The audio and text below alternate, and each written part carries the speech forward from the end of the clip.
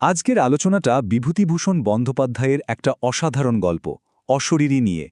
চলুন গল্পের নায়কের সাথে আমরাও পাড়ি দিই একটা এমন জায়গায় যা দেখতে সুন্দর কিন্তু পদে পদে বিপদ। আর দেখব কিভাবে যুক্তি আর অজানার মধ্যে একটা অদ্ভুত লড়াই শুরু হয়। ভাবুন তো, গল্পটা শুরুই হচ্ছে নায়ক শরৎ চক্রবর্তীর এই কথাটা দিয়ে, আর এই একটা লাইনই যেন আমাদের বুকের ভেতরটা কাঁপিয়ে দেয়, বুঝিয়ে দেয় যে আমরা একটা জীবন মরণের রুদ্ধশ্বাস গল্পের মধ্যে ঢুকতে চলেছি। গল্পের যিনি মূল চরিত্র তিনি হলেন আবকারি বিভাগের একজন ইন্সপেক্টর শরৎবাবু। তো ওনার পোস্টিং হয়েছে এমন এক জায়গায়, ডুয়ার্স। জায়গাটা দেখতে খুব সুন্দর, কিন্তু কেমন যেন একটা অশুভ ব্যাপার আছে। শরৎবাবুর এই নতুন জায়গা ডুয়ার্স, সে এক ভারী অদ্ভুত জায়গা।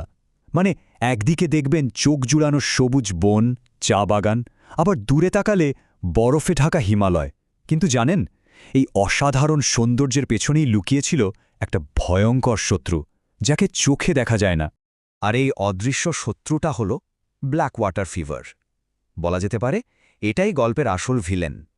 এই রোগটাই শরৎবাবুর জীবনকে একটা ভয়ঙ্কর মোড়ে এনে দাঁড় করায় আর আমাদের বুঝিয়ে দেয় যে এখানকার বাজিটা আসলে জীবন মরণের। তো এরপর গল্পটা ঘুরে যায় শরৎবাবুর অসুস্থতার দিকে। ওনার যখন প্রথম জ্বর আসে উনি তেমন পাত্তা দেননি, ভেবেছিলেন সাধারণ ঠান্ডা লাগা আর কি। কিন্তু ব্যাপারটা মোটেই সাধারণ ছিল না। দেখুন কিভাবে ধীরে ধীরে পরিস্থিতি হাতের বাইরে চলে যাচ্ছে। প্রথমবার জ্বর, উনি ভাবলেন ঠান্ডা লেগেছে, ঠিক হয়ে গেল। এর কিছুদিন পর আবার জ্বর এলো, এবার আগের চেয়েও বেশি।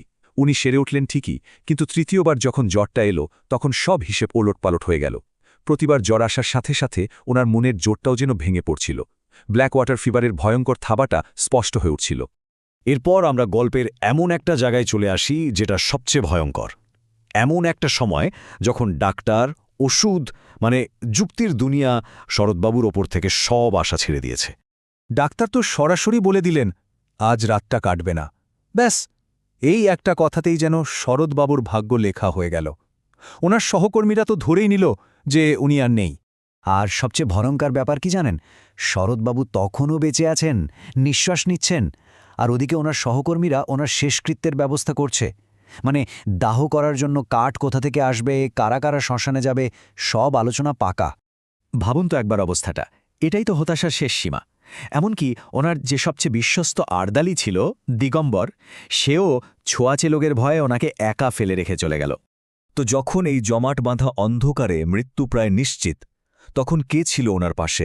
এই প্রশ্নটা দিয়েই গল্পটা একটা অদ্ভুত দিকে মোড় নেয়। যখন সবাই ওনাকে ছেড়ে চলে গেছে, ঠিক তখনই এক রহস্যময় ঘটনা ঘটে। ঠিক